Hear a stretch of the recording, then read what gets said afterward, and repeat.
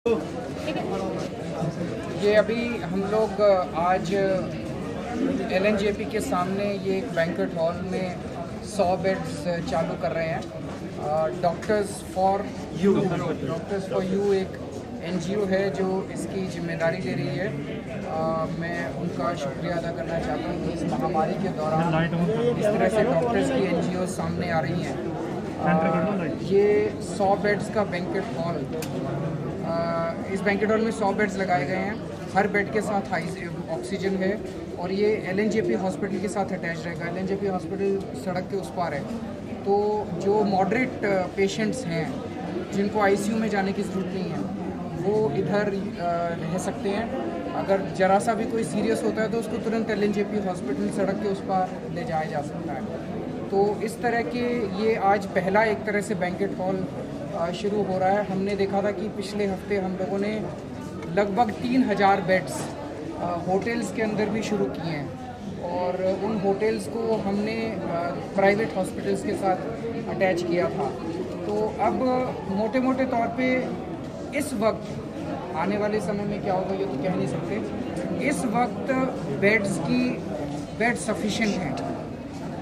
जैसे लगभग 13,500 बेड्स अभी दिल्ली में अवेलेबल हैं, उसमें से 6200 बेड्स अभी इस्तेमाल हो रहे हैं। कल मैंने देखा था, कल भी 6200 बेड्स टोटल पूरी दिल्ली में सरकारी और प्राइवेट अस्पतालों में मिला के 6200 बेड कल भी इस्तेमाल हो रहे थे। आज भी 6200 बेड इस्तेमाल हो रहे हैं। कोई एडिशनल बेड का यूसेज नहीं बढ़ा, जबकि पिछले 24 घंटे में 4000 नए केसेस आए हैं। 4000 नए केस आए हैं, लेकिन अस्पतालों में नए बेड की ज़रूरत नहीं पड़ी। इससे दो चीज़ें दिखाई दे रही हैं। एक तो ये कि दिल्ली में जो कोरोना है वो उतना सीवियर नहीं है। लोगों को कोरोना हो रहा है, अपने घर में वो ठीक हो रहे हैं और नए बेड की अभी ऐसी ज़रूरत नहीं पड़ रही है। और दूसरा ये बताता है कि जितने मरीज बेड्स हॉस्पिटल से ठीक होके जा रहे हैं उतने एंटर कर रहे हैं। तो बेड्स की एक स्टेबिलिटी सी नज़र आ रही है पिछले कुछ दिनों में। और लेकिन हम कोई वो नहीं है कि हाथ पे हाथ रख के बैठे हैं। अभी ऑलरेडी 13,500 बेड्स का इंतज़ाम हो चुका है। जैसे आज इस बैंक्वेट हॉल को हमने शुरू किया, ऐसे कई सारे बैंक्वेट हॉल्स और पूरी दिल्ली के अंदर शुरू किए जाएंगे और भी कई तरह से बेड्स को बढ़ाने की कोशिश की जाएगी। Thank you. हाँ जी, होम आइसोलेशन की व्यवस्था को बदलने को लेकर लगातार दिल्ली सरकार कह रही हाँ है वो कि एक्चुअली दिल्ली सरकार नहीं कह रही, आप भी कह रहे हैं। आप लोगों के भी पत्रकारों के कई फ़ोन आते हैं मेरे पास, आप लोगों के भी कई, आज सुबह से मेरे पास कई लोगों के फ़ोन आए जो बिल्कुल माइल्ड हैं या एसिम्टोमेटिक है, उन्हें कुछ भी नहीं है। अब उन्हें प्रशासन अगर ज़बरदस्ती पुलिस प्रशासन पकड़ के कोविड सेंटर में ले जाएगा और एक तरह से डिटेन करने वाली बात है 15 दिन के लिए अपने घर में। मान लीजिए आपकी 80 साल की बुज़ुर्ग माता जी हैं, उनको कोरोना हो गया, उनमें कोई सिम्टम्स नहीं है, कुछ नहीं है खास, माइल्ड है। अब उनको अगर आप पकड़ के कोविड सेंटर ले जाएंगे, घर में तो बच्चे अच्छा ख्याल रखते हैं ना माँ बाप का, घर में तो 10 लोग होते हैं ख्याल रखने का, वहाँ कौन ख्याल रखेगा, वहाँ उनके साथ कौन होगा।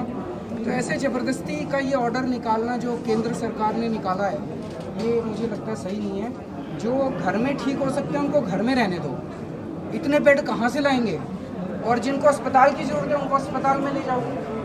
ज़बरदस्ती सब लोगों को ये कहा जाए कि भाई सब लोगों, पहले हमने जो व्यवस्था कर रखी थी, अगर आज किसी की कोरोना पॉजिटिव रिपोर्ट आती थी, हम उसके घर डॉक्टर भेजते थे, सरकारी डॉक्टर।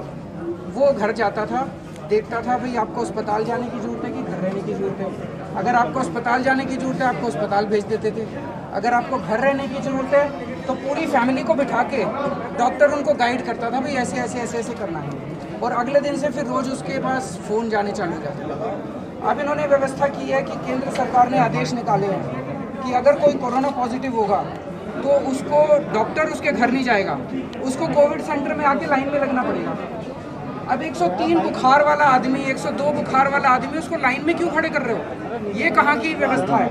तो हमारा निवेदन है केंद्र सरकार से, हम लोग मिलके काम कर रहे हैं, सिस्टम केंद्र सरकार और दिल्ली सरकार और सारी संस्थाएं सब मिलके काम कर रहे हैं।